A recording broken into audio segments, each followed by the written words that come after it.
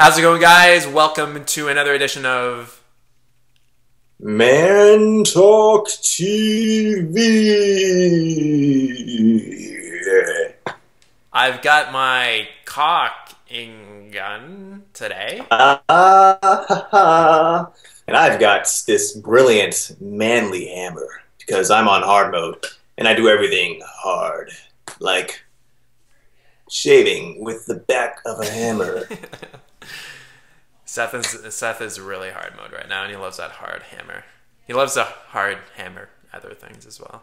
All right, first question is so yeah, our Tumblr is just taken off. We got 19 followers on Tumblr. Big 1-9. Big 1-9er right there. We got 1,000 subscribers on YouTube here, so we're very grateful for that. Thank you for supporting us. And so first question for today is I just read them anonymously. I can't believe people think it's okay to still masturbate as long as they don't watch porn. The benefits of NoFAP lie in semen retention. As long as you are depleting yourself through masturbation, you can't possibly be recovering. Ejaculation should either occur with a woman or at the body's discretion via a wet dream. Can you explain why porn is considered to be the focus of this movement? I've got the hammer. I'm going to go first. All right, I will put the cocking gun down for now. Down. Well, man, whoever you are, Mr.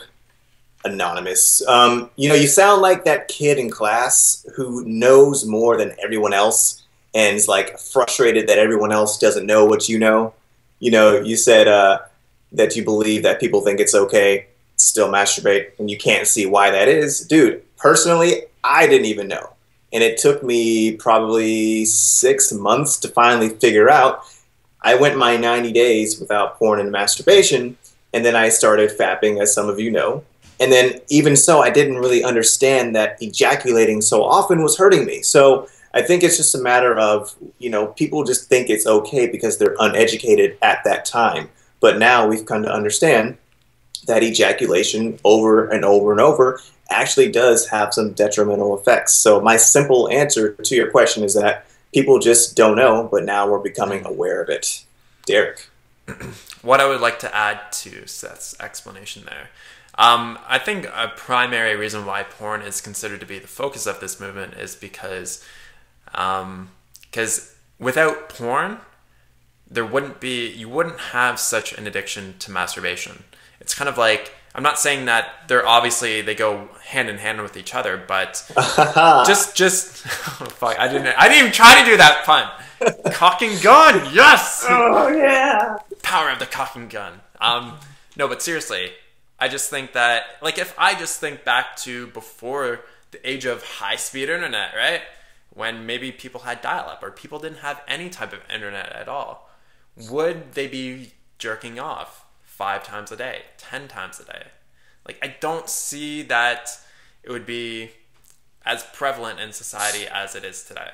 Like, I don't see it. So I think that's why there's such a strong focus on pornography, because if you can get yourself off of porn, masturbating several times a day just kind of loses its appeal, because it's just not as stimulating as if you're watching all different types of pornography. So you're going on Pornhub and you're watching all these different fucking clown and midget, whatever you get into, right? I'm not saying I was into that stuff. Yeah, I was. But I'm just saying, if you were into that stuff, like, you wouldn't have access to all that different type of stimulation back in the day. So that's why I think there's such a strong focus on pornography.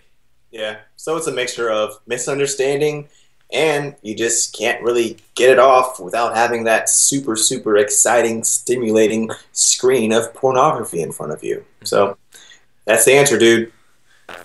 All right, so the next question is that I had suffered from depression, porn addiction, and derealization for about 3 years, and I'm only 19. NoFap has really helped me since I started 4 months ago, and now I've made huge progress.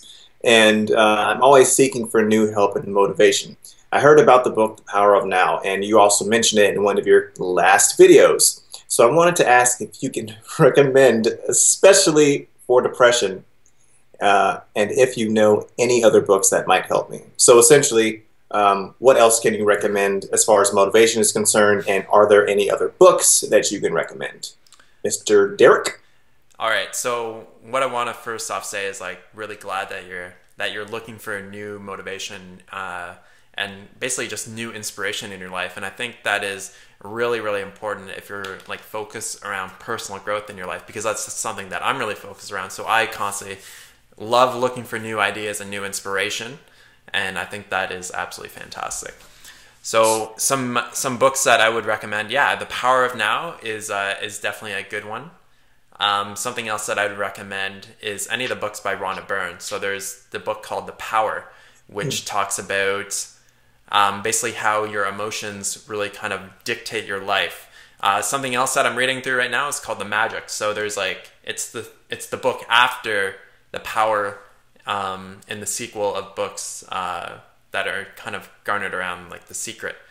And what I think is really important about The Magic in particular is that it talks about having a daily practice. So if you say that if you're suffering from a depression, and I don't want to oversimplify it, but depression is this being in a negative state of mind. So if you're constantly in a negative state of mind, you're basically perpetuating that by having negative thoughts over and over and over again, right? So if we can start to have a daily practice where we're just making maybe small steps, maybe small baby steps in terms of feeling better throughout the day through certain practices, using affirmations, using meditation, using mantras, whatever, then you can start to kind of like move away from being in a depressive state and move more towards into being a neutral state, and then being in a state where you feel more happiness and you feel more joy and you feel more gratitude. So I think that's what's really kind of important about the book, The Magic. And something else that I'll recommend is a book it's only like $3 on Amazon. It's called Love Yourself Like Your Life Depends on It. And I think that would be definitely another really good book that would be able to help you. Do you have any recommendations, Seth? Well, aside from my usual Awaken the Giant Within, there is a part in there, and I don't know if I've ever said this before, but there's a part where he talks about loving yourself. And if you truly loved yourself, would you be treating yourself, your mind, your body, the way that you are currently treating it? And when I read that in his book, Awaken the Giant Within, that was the turning point for me. Because I'm all about loving myself, truly loving myself. And how would I love my partner, my spouse? Would I treat her like shit? Would I, treat her as if she's just worthless? Or would I give her time and attention, as any lover would do? Mm-hmm. And so I flipped it around on myself. If I'm going to love myself, would I still be masturbating to pornography, something as degrading as masturbation? Like, would I still be involved with those things? So the answer was no. So essentially, I like the book Awaken the Giant Within. And then my other favorite book is NLP for Dummies. It's just about changing your life by choosing what you focus on through NLP. I'm not going to get into the details of that now, but if you want, go to Amazon, look up NLP for Dummies, and it just gives you a breakdown of the thought process, how you stay fixed on an addiction through thoughts, and how you change the addiction through thoughts. And one last addition is, I congratulate you, man, because at age 19, mm-hmm. Yeah, that's like difficult, man. I started my NoFAP journey like when I was 26, which is a year ago, and it was difficult as is. So I can only imagine being a young man as yourself, trying to stop yourself when you've got these hormones just running wild, man. Like, yeah. Hats off to you, congratulations, and I hope that you continue down this road, because by the time you reach my and Derek's age, you're going to be killing life, assuming you've given up your addiction. He's going to be holding a cocking gun. He's yes, going to be holding a cocking gun. Will. Yeah. Don't go out and buy cocking guns and think that it's like, cool, I just found this here. All right, next question here. The longest amount of time I've went without masturbation was 40 days. That was about 8 months ago. And ever since, I usually give in after 10 to 15 days without it. I've noticed that my relapses tend to be in the morning time when I wake up experiencing the urge to give in. Even though I try so hard not to, I eventually give in around the 10 to 15 day mark. Is there anything in particular that I can do to prevent these urges or to be able to ignore them completely? Yes. Cock and gun. Pick up your hammer. Pick up your hammer if you're going to answer the question. Where did you put it? How could you lose it? There. Dude, how do you lose such a masterpiece? Like, how do you lose that? Yo, man, I got some freaking things to tell you. Okay, I'm not going to get in depth with this, but you've made like too many labels right now in your mind. You've already dictated in your mind that around 10 to 15 days you give in. Like, get that out of your head. That's just a thought. Because now you expect yourself on a subliminal level to give in around 10 to 15 days. I'm not going to get in depth with that, but just get these little labels like out of your mind. Get the number of days out of your mind. You're fixated on the wrong parts of this journey. And I'll explain to you why you feel so urgelicious in the morning is because when we go to sleep and when we wake up is when our subconscious brains are more awake. So you're super, super suggestible. So that's why it's always said that if you're going to do affirmations, do them right before you go to bed, because your conscious reasoning goes away and your subconscious can now accept everything. So that if you said to yourself, oh, I want to make $1 million in 1 year. If you said that, you know, around 12 p.m. in the afternoon, your conscious mind is really awake. So it's going to be like, you're never going to make $1 million. Get the hell out of here. But if you did it right before bed, your subconscious or your conscious mind is tired, it goes to sleep, and so your conscious is more awake. So what that means is when you are going to sleep and your subconscious is more awake, if you choose to think about something, it's going to be amplified that much more. And don't get it twisted. When you're in the morning, you said you have the urges are more strong. Don't get it wrong. You are still thinking that. I said that in the last video, but you are still in control of your thoughts. So it's as simple as shifting yourself from thinking about the urge or the girl or whatever it is that's on your mind to something else. It takes practice, it takes time and patience, but you have to catch yourself when you are thinking about what's going to keep you in this relapse. It is as simple as that. And I had an urge like 3 days ago. And right in the morning, like just as I expected it to happen.